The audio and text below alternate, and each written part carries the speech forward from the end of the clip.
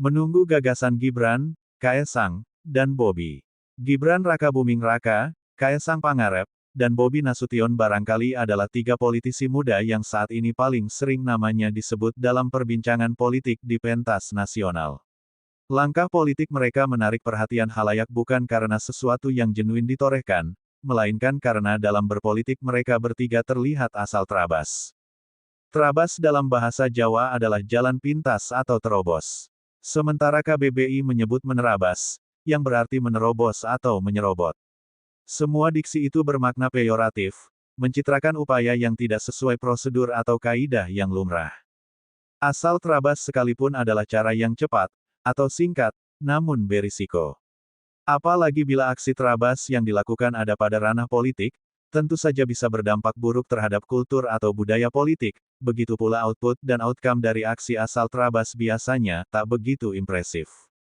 Gibran, Kaesang, dan Bobi boleh disebut politisi asal terabas karena mereka masuk dan berkiprah di gelanggang politik secara instan, lewat jalan pintas, tidak melalui proses atau jalur semestinya, tapi karena punya privilege sebagai anak seorang presiden. Mereka bisa eksis di politik sejatinya bukan karena keringat dan perjuangan politik dari bawah, lewat jalur aktivis atau politisi yang matang dalam berbagai agenda advokasi dan pendampingan rakyat, atau setidaknya lahir dari kalangan intelektual kampus yang gagasannya teruji di forum-forum diskusi. Bahkan hingga kini masyarakat luas belum mendengar apa saja gagasan besar atau membaca narasi-narasi megah dari mereka. Dalam kapasitas masing-masing, mereka belum memiliki karya, modal sosial dan prestasi yang layak dibanggakan.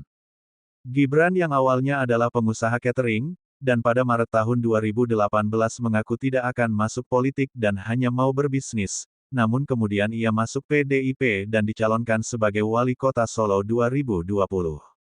Dengan status sebagai putra presiden tentu dengan mudah Gibran memenangkan pemilihan itu.